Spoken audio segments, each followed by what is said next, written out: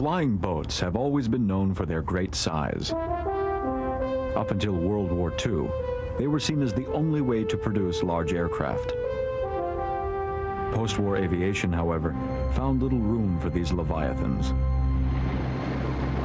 The future lay in faster, more efficient land planes. Nevertheless, a few designers refused to give way to progress. Just when the aviation world had forsaken the large flying boat, three of the biggest ones ever built would make their debut. Two would fade into oblivion. One is still flying today. A champion of flying boats, it is both living relic and local hero.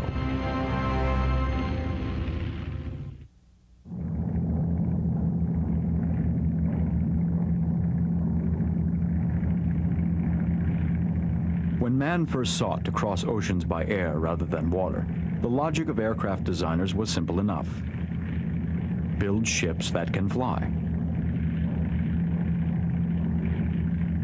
With 75% of the world's surface as a ready-made runway, the giant flying boat was not only logical, but practical. And it would dominate aviation for the next 5 decades of powered flight.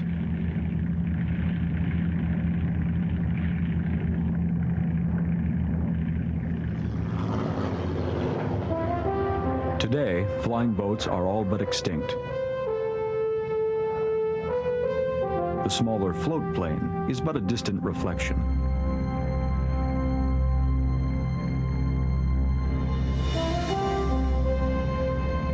This is Vancouver Island, British Columbia, off Canada's Pacific coast. Near the center, on one of its largest lakes, 2 dinosaurs are alive and well.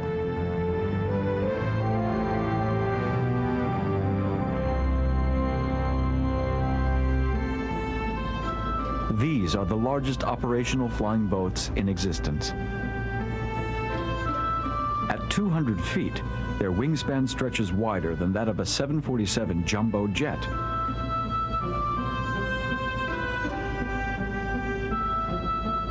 Built over 50 years ago for the United States Navy, the Martin Mars was originally conceived as a long-range patrol bomber. Today, its enormous hull carries a bomb load not of armaments, but water, 30 tons, and the enemy, forest fires. Deemed obsolete by the Navy in 1956, the Mars escaped the scrap heap thanks to a group of Canadian logging companies. Now, with over 30 years of successful firefighting, the Mars water bomber is a living relic from an age when bigger was still considered better in designing flying boats.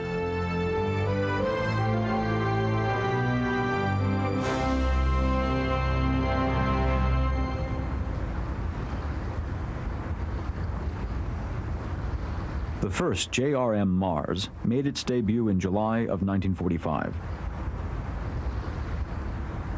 At its christening, the theme was size. The Martin Company had planned quite a show for the U.S. Navy and national press. Master of Ceremonies Glenn L. Martin proudly prepared to launch the Navy's largest flying boat ever, soon to be one of its most successful.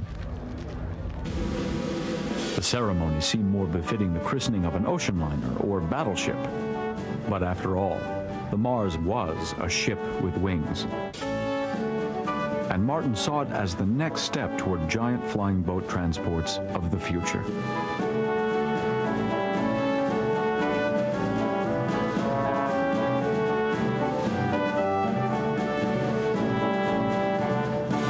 Aviation pioneer and avid proponent of flying boats, Martin had introduced the famous China Clipper here 10 years earlier.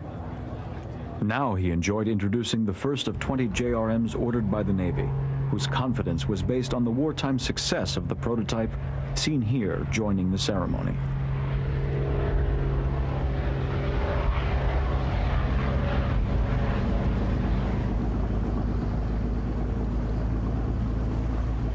The prototype Mars XPB-2M had been ordered by the Navy as early as 1938. It took 3 years to complete before it was finally launched at Middle River, Maryland. Once delivered to the Navy, it would be the largest patrol bomber in World War II with the greatest range, over 4,900 miles.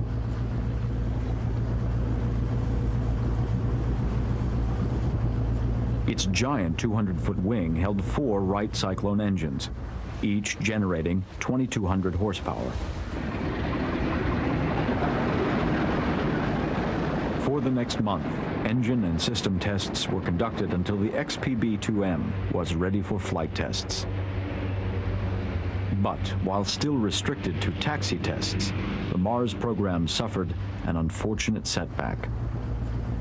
On December 5, 1941, during engine tests, the No. 3 propeller refused to go into reverse. The engine soon caught fire and threw a propeller blade into the fuselage, nearly injuring the flight engineer.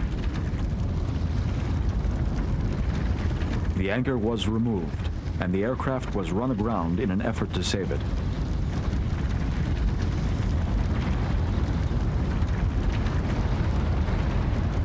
Before the fire could be extinguished, the No. 3 engine burned completely out of its mounts and fell to the ground.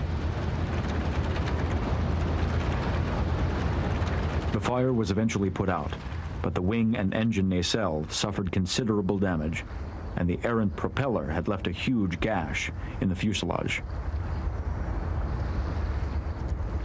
But the crew had not lost the aircraft.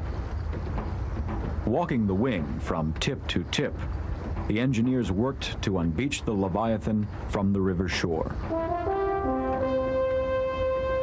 In less than 30 days, repairs would be completed, and the Mars would be back for final testing.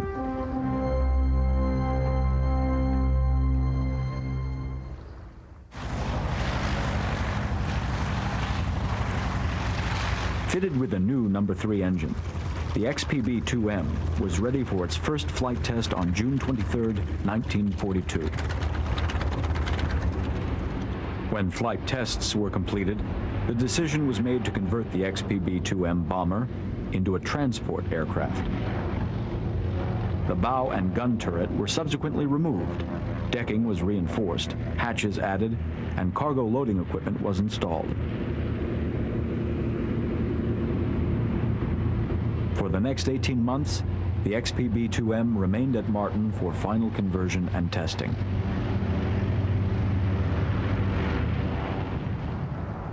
The Navy finally received its giant transport at Patuxent River, Maryland, on November 27, 1943. On temporary assignment there with the Naval Air Transport Service, the Old Lady, as she was affectionately dubbed, would make a record-breaking flight between Pax River and Natal, Brazil, a distance of 4,375 miles with a payload of 13,000 pounds. Just the start of many record-breaking flights for the Mars aircraft. By January of 1944, priority cargo was needed more than ever to supply the Allied island hopping campaign in the Pacific.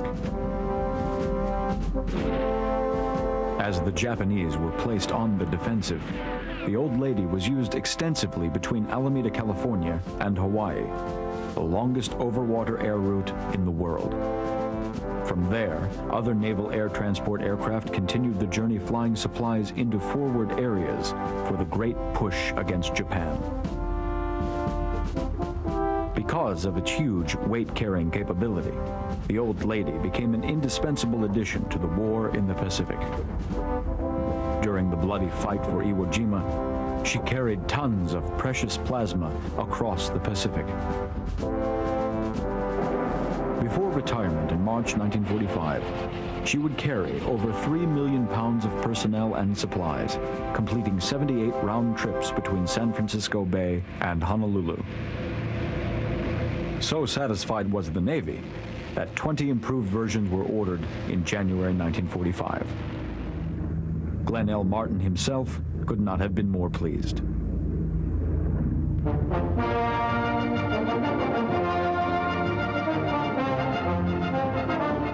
reverse flying boat. Wing spread 200 feet. Height almost 45 feet. Largest yet in operation.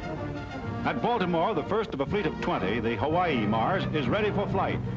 19 others, named after Pacific Islands, will join her in the Naval Air Transport Service.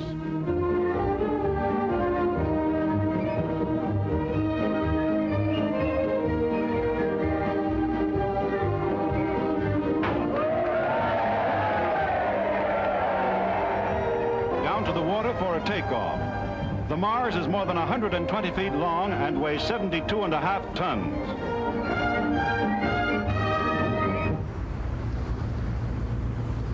Martin got the publicity he wanted and made sure the Navy got what it wanted. Designated the JRM-1, the Hawaii Mars was built as a cargo transport from the start, unlike the prototype. Greater cargo space, larger hatches, and a huge cargo hoist mounted underneath the wing were incorporated. A single vertical stabilizer and rudder that replaced the old lady's twin tail fins, however, was the most noticeable difference.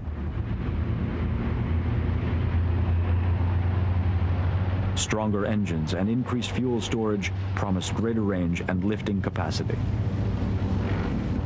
But less than 2 weeks after the Hawaii Mars was christened, its career was snuffed out over the Chesapeake Bay.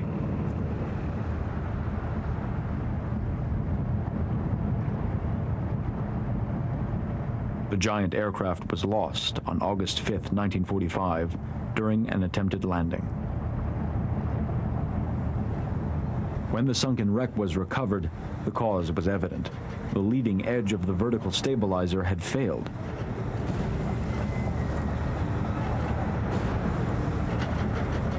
The crew salvaged the twisted body, but damage was such that plans to rebuild the Hawaii Mars were abandoned.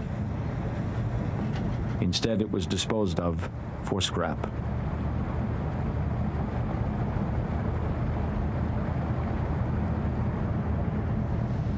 Undaunted, Martin continued production. World War II ended the following month, and post-war cutbacks scaled the original order of 20 JRMs down to 5. For the next 11 years, the mighty Mars would continue to ply the Pacific Airways, breaking its own weight-carrying records and serving the Navy with great distinction.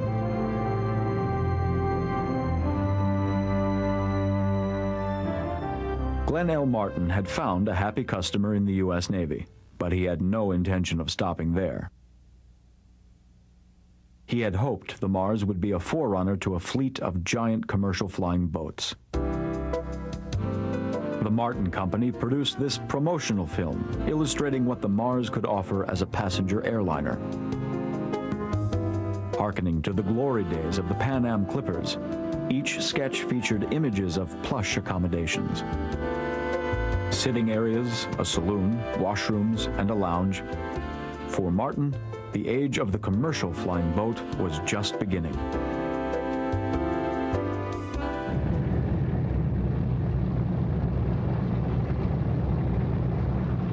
But in the post-war era, it was the beginning of the end.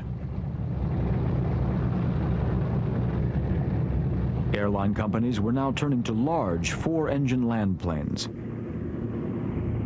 Even Pan American Airways, champion of the Clipper flying boats, had given up on water-based aircraft.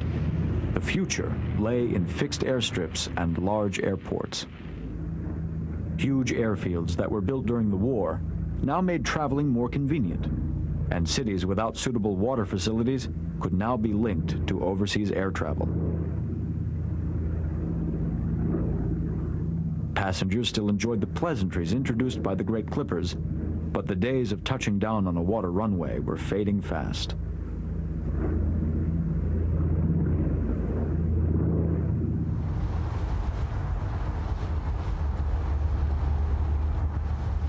Meanwhile, across the Atlantic, a British aircraft company apparently had refused to step to the march of progress.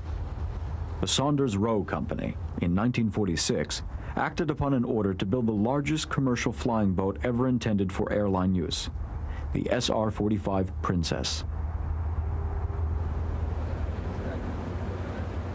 The British Air Ministry had suggested that the British Overseas Airways Corporation, or BOAC, would want the 10-engine monster for its transatlantic routes. The nationalized company BOAC, however, did not share the government's enthusiasm. Nevertheless, Saunders-Roe started on 3 prototypes at their plant in Cowes, Isle of Wight, despite BOAC's lack of commitment to the Air Ministry. The next 6 years of development, construction, and testing would be plagued by delays, miscalculation, and, in no small measure, wishful thinking.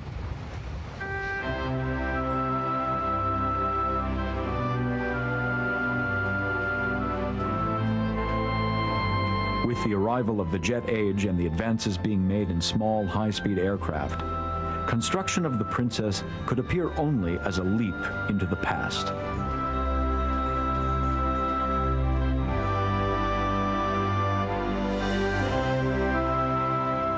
Despite appearances, however, the Princess would incorporate some advanced concepts.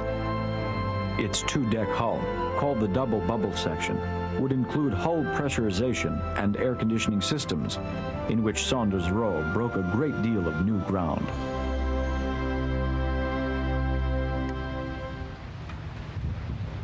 Another advanced addition to this giant was the gas turbine engine, whose development, at the time, was still in its infancy.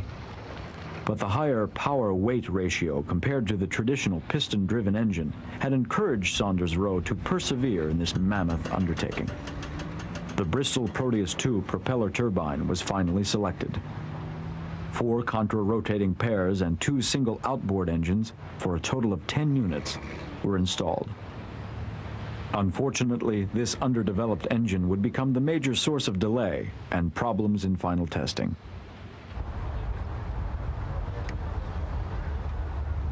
By August of 1952, the first prototype was finally completed, some 3 years after the originally projected flight date.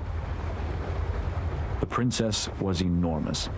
Its hull measured 148 feet long, height 55 feet, wingspan 219.5 feet, nearly 20 feet wider and 10 feet taller than the Mars. Launching was scheduled at Cowes for August 19th, but due to a strong northeast wind, it was postponed.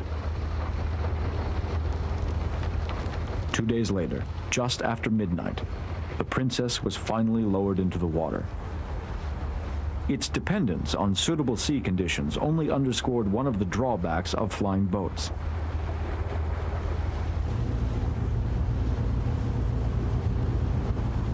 On August 22nd, the Princess was ready to take to the air. The flight crew of 11 boarded the plane and conducted taxiing tests before making their takeoff. Despite the numerous delays, the Princess was considered a technical success. At the time, it was the heaviest all-metal passenger transport ever built, as well as the largest aircraft powered by gas turbines. The greatest technical breakthrough lay in the power control system. Muscle power had been considered unrealistic, and therefore the rudder, elevators, and ailerons were power-assisted with hydraulic boosts. The captain reported excellent air and water handling characteristics, but the Bristol Proteus II engines were grossly underpowered. Advertised at 3,500 horsepower, they actually delivered only 2,500. The Proteus III, to be installed in the definitive model, had not been ready in 1952.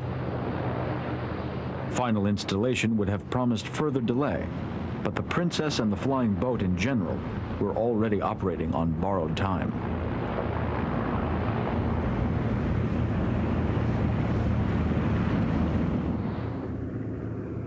On September 2nd, the Princess made its public debut at the Farnborough Air Show. There was no doubt that the giant flying boat impressed the crowd. Those impressions, however, were almost dreadfully altered. The pilot had taken the Princess to such a high speed that he experienced tremendous difficulty rolling back to level flight. An accident was just barely averted. Despite its successful flights, the Princess's future was uncertain at best. Plans for a 105-seat capacity with luxurious accommodations were never implemented. And BOAC continued to hedge on its intentions for the enormous craft. As early as February 1951, it had been unofficially announced that the third prototype would be scrapped to save money. And in March, it was suggested that the Princess be used by the Royal Air Force for troop transport, again indicating BOAC's lack of interest. This plan, too, was met with lukewarm support. The Princess made its final public appearance in September 1953 in a new finish of blue, yellow, and white livery. The entire Princess program ceased in June the following year.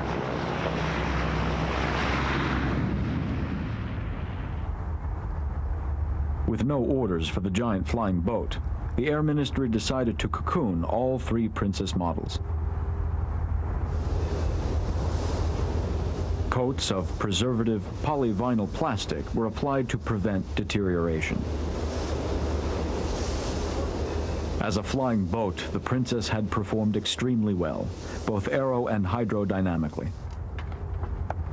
But as a viable alternative to its more efficient and speedy land-based contemporaries, it was doomed from the start.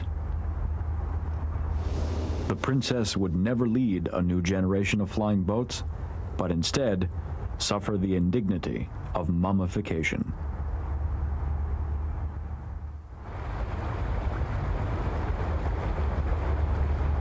Until 1965, all three Princess models remained in a dormant state. But that year, workmen began dismantling the second and third prototypes for intended use by NASA in the United States as a transport vehicle for the Saturn V.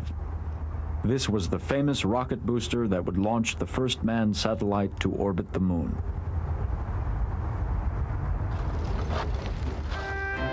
Typical of the Princess's experience, however, this order came to nothing.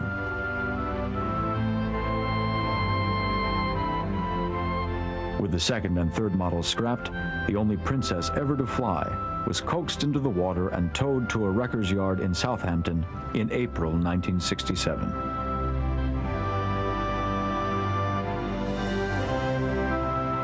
This was the last flying boat ever built for airline use, a victim of its time. As she was begrudgingly nudged to her thankless end, the procession represented a symbolic requiem for the flying boat.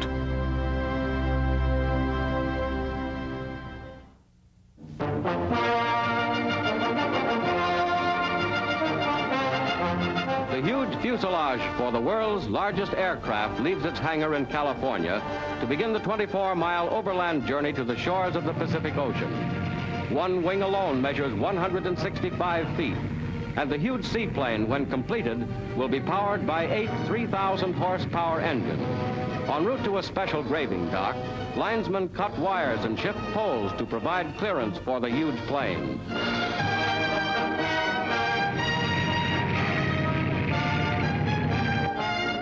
The mammoth hull will rest in this graving dock while the plane is assembled. As yet unnamed, the craft was designed as a cargo carrier, but it could be easily adapted to transport 700 passengers. This, the latest and largest transport plane, opens new horizons in man's conquest of the skies.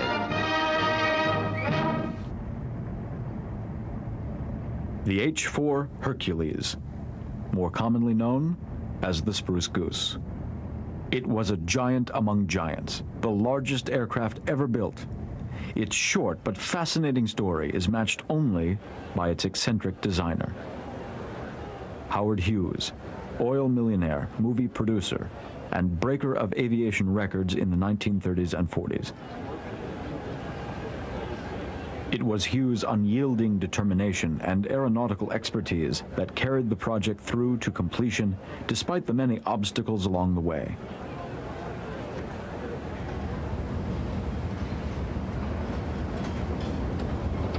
Originally, 3 of these Leviathans were ordered by the U.S. government in 1942 as an answer to the German U-boat threat against Allied shipping during World War II.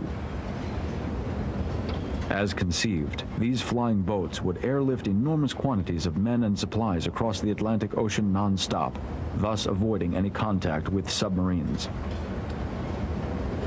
In addition, the entire aircraft was to be built with materials considered non-essential to the war effort.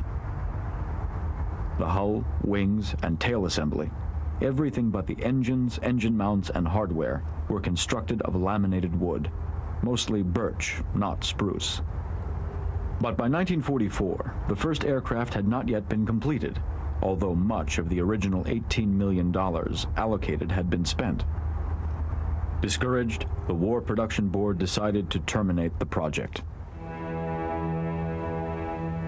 Many in the government considered Hughes a reckless playboy and questioned his integrity regarding the entire project.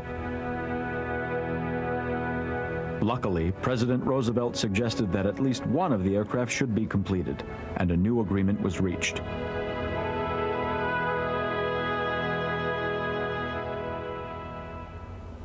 Hughes forged ahead, though he was close to a nervous breakdown.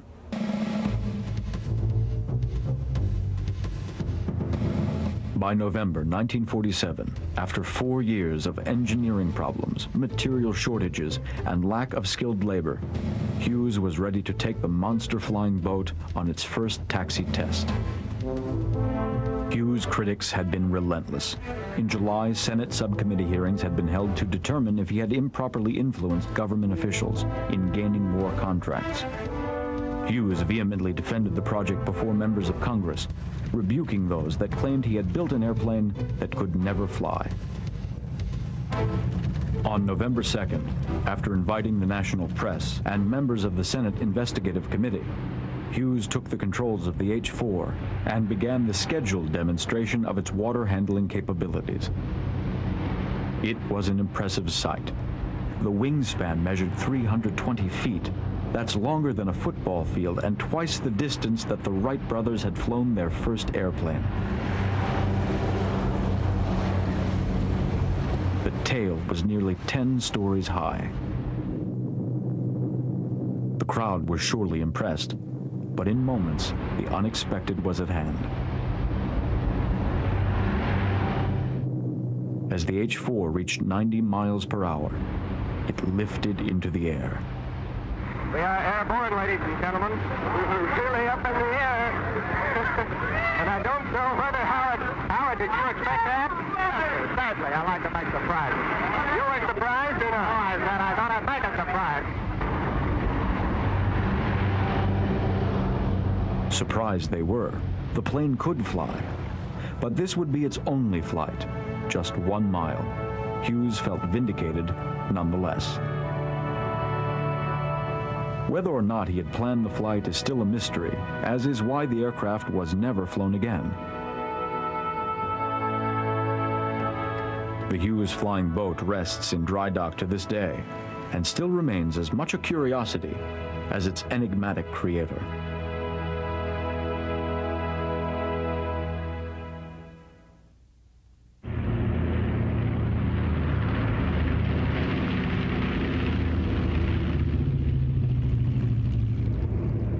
Unlike the Saunders-Roe Princess or the H4, the Martin Mars was a success in the truest sense of the word.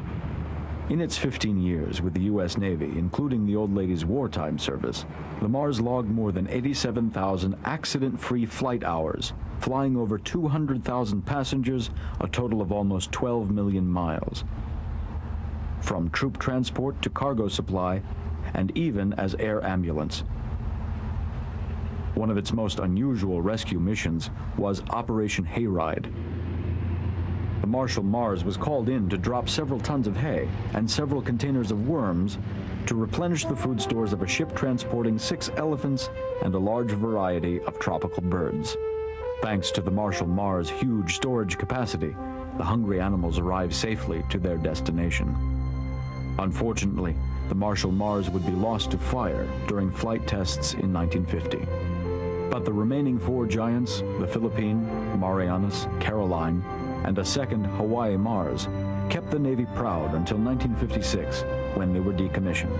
Apparently, the Navy had no more use for them.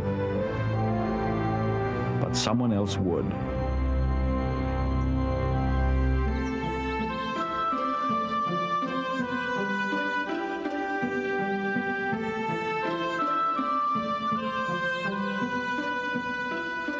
After a string of devastating fire seasons in the late 1950s, a group of Canadian timber companies formed an organization that would forever change the odds in fighting forest fires.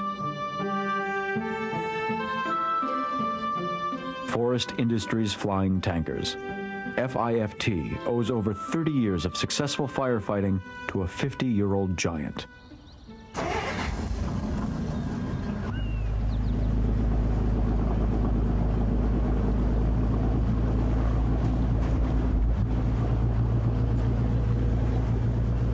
On Sproat Lake in Vancouver Island, British Columbia, the last 2 remaining Mars aircraft are still operating as the most effective water bombers ever used. For one simple reason: size.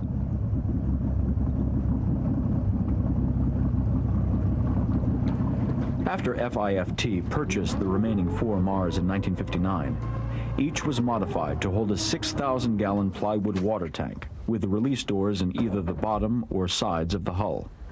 Ian Thomas explains. This is LYK, the side dropper Philippine Mars. This is our water tank that we carry the water in. It comes in the back and through the probes, comes through the door system, and loads up in through a set of flapper doors. The tank is broken into 4 sections that we can either drop the front section or the rear section, but usually when we're dropping on a fire, we drop all 4 sections at once, just so that we have an avenue out that all our weight is gone.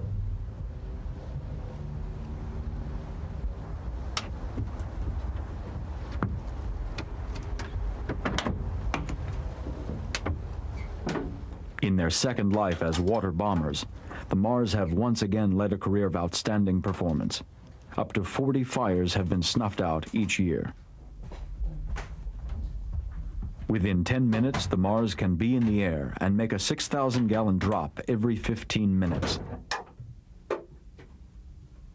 That's 30 tons of water per drop. The fire missions, however, are often few and far between. Some would say the greatest challenge to operating these old workhorses is the maintenance. Every morning, the flight crews run a thorough check on each aircraft so that they're ready to go when the fire bell sounds.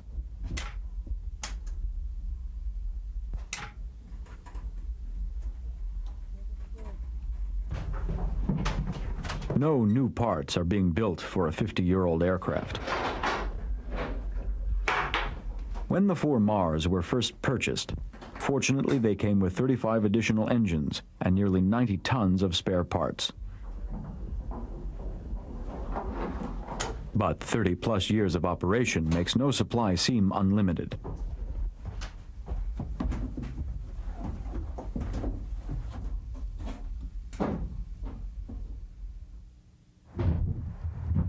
After 2 of the 4 Mars were lost in the early 60s, the Caroline in a hurricane and the Marianas during a fire mission, the remaining 2 became even more precious.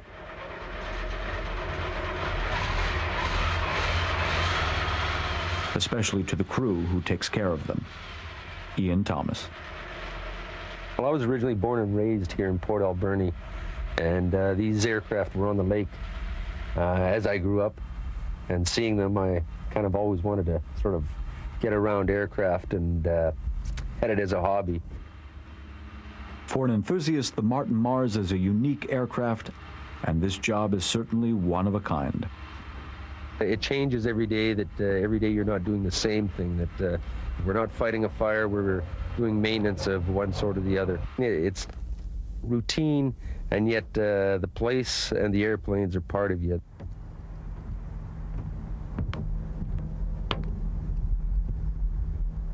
It's a great crew. Everybody gets along. Everybody looks after one another.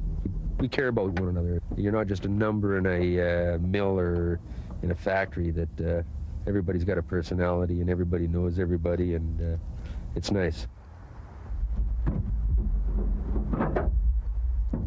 Much of that close camaraderie comes from highly efficient teamwork. As flight engineer, Ian Thomas knows that a successful and safe mission depends on his flawless interaction with the pilot. Pilot has the eyes. I am sitting 30 feet back. I can't really see what's going on. I rely on him, but then he relies on me to maintain the aircraft and operate the engines when he needs the power to get out of a jam or to function in his movement of the aircraft. He relies on me to maintain and achieve that power settings that he's desiring.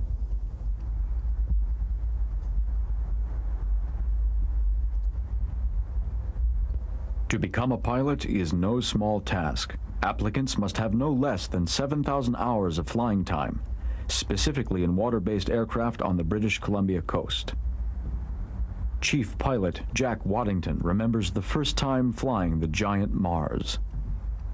The first time that I recall flying the aircraft, I know I was in great awe of it. Somewhat intimidated. It's very slow to respond, both power-wise and on the controls. The first time you take control of the aircraft, you kind of say to yourself, my Lord, what have I got a hold of here? But it comes around after a while. It's very much, I would have to say, the ultimate flying boat. It's the largest operational flying boat there is, and there's nothing can compare with it. Pilot Reg Young. I enjoyed flying the aircraft right from the start. I really enjoyed it. I mean, I couldn't seem to get enough of it. On my first flight, I took the controls and did a complete takeoff and landing, and it was super. Like every pilot, you see a new aircraft, you want to fly it. When I saw the Mars, I was hooked. I mean, I had to fly it.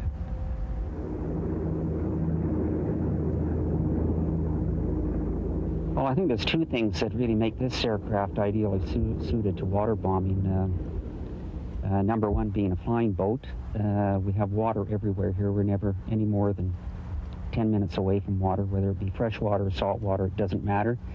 The other thing that makes this aircraft ideally suited is it's a simple aircraft. What we refer to in the aviation community as the KISS principle, keep it simple, stupid. That applies to a lot of different things, but I think with aircraft firefighting and water bombing, that you definitely do want a simple aircraft, not an aircraft that's overly complicated. The more complicated they are, the more things there are to go wrong with it.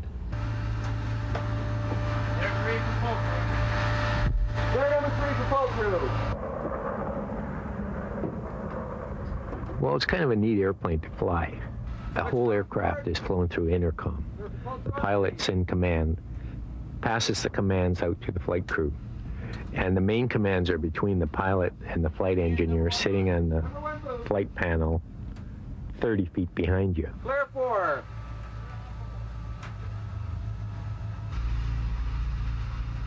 The pilot applies the power for takeoff, and as soon as you get directional control with a little bit of speed, pass the power back to the flight engineer and he adjusts the power for you. From then on, you call commands for whatever power settings you want, whether you're in a climb or a cruise attitude. He manages your fuel system, does all your electrical system, all your fire warning system. Important guy back there.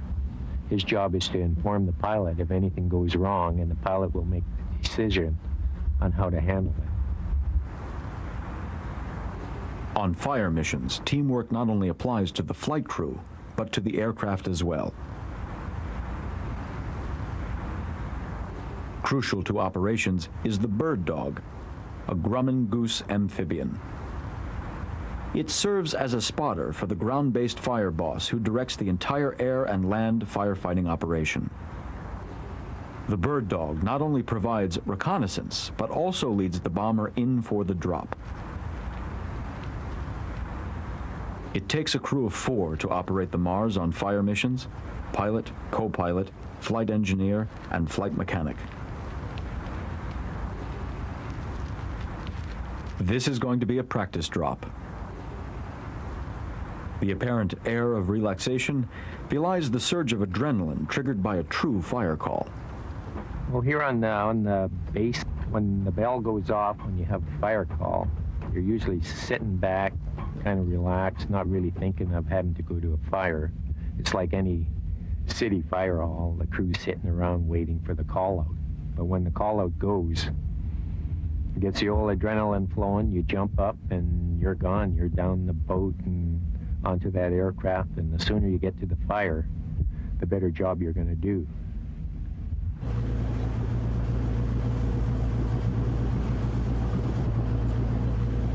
FIFT's 4 pilots are the only 4 men in the world certified to fly these aircraft. They've been called the world's most exclusive club of airline pilots. But to Jack Waddington, flying the Mars is just another job. Well, it's all very second nature to us now. It's, I consider it, I've been trained to do the job, and it's just like anyone that's been trained to do a job. You're trained to do it, and it becomes second nature to you after a while. It's just like getting in a car and driving it.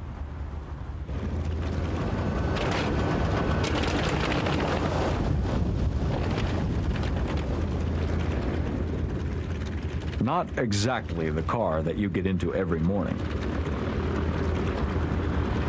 But as the pilots would argue, after extensive training and operational flying, getting in the Mars does become second nature. This is important because the forest fire is an extremely unpredictable enemy. The Mars was not designed to maneuver through rugged terrain at treetop levels while attacking a deceptive enemy. This became horribly evident in 1961 when the pilot of the Marianas Mars attacked a fire uphill. Upon a steep turn away from the mountain, the port wing clipped the trees, and the aircraft cartwheeled into the mountainside, killing the entire crew.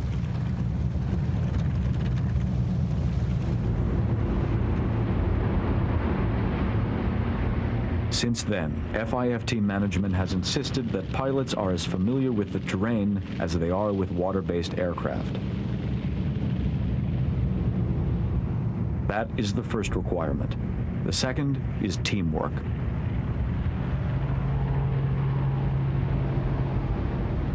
Once the flight crew takes the Mars into the air, procedure is everything.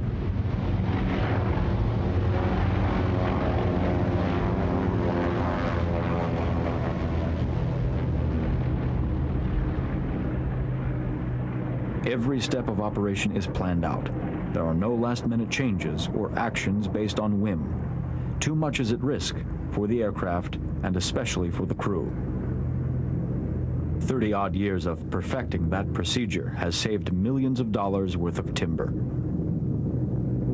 But in penetrating the remote areas of the island, following procedure demands a great degree of skill. Well, the forest industry has changed.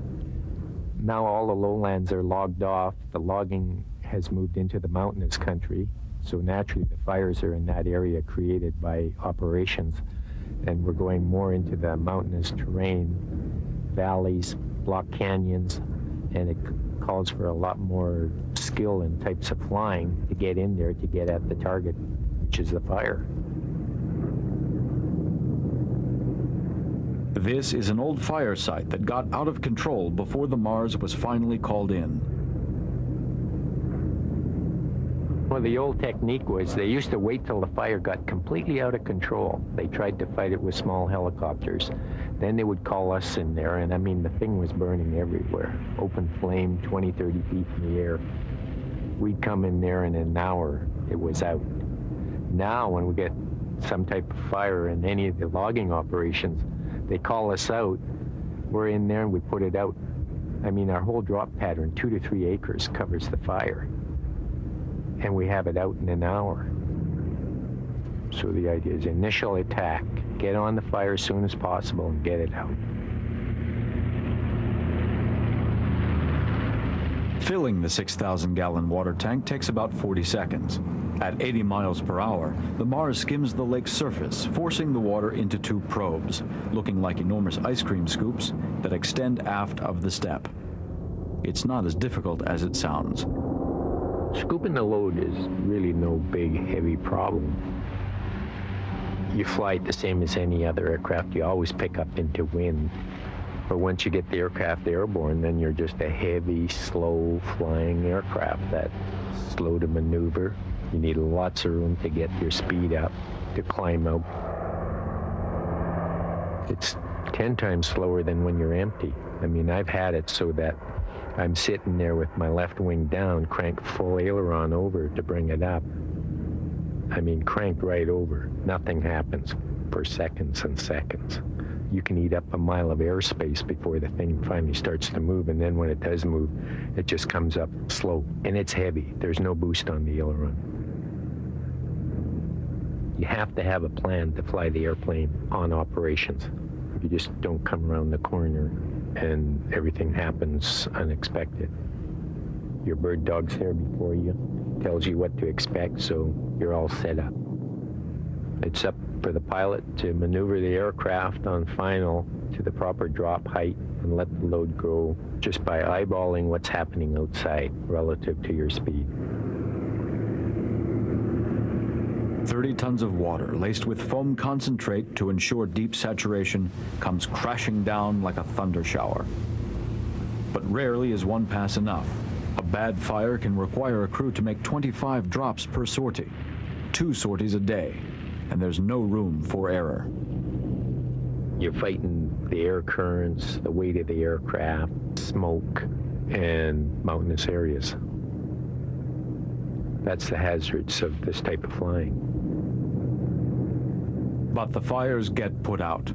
In over 30 years, the Mars have not yet let a fire get away from them. Without them, it would take ground firefighting crews a week to snuff out a remote fire, if they could even get to it.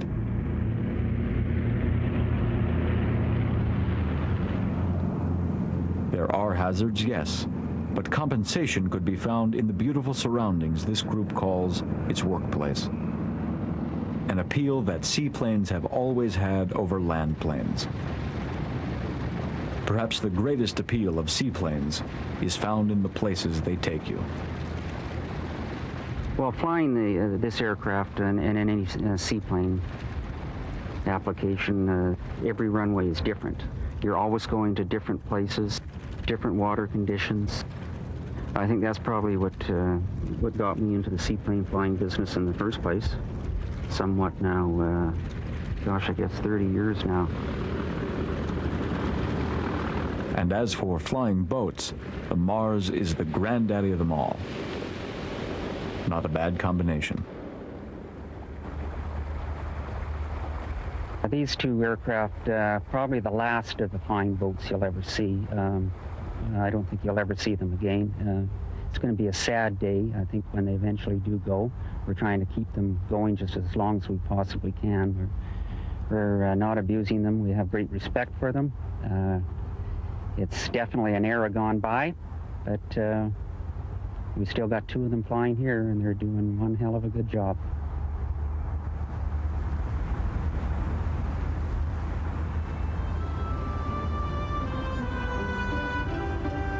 Perhaps only Glenn L. Martin could have imagined 50 years ago that his flying boat would still be flying today. Maybe not as a firefighter, but flying boats were always known to be versatile.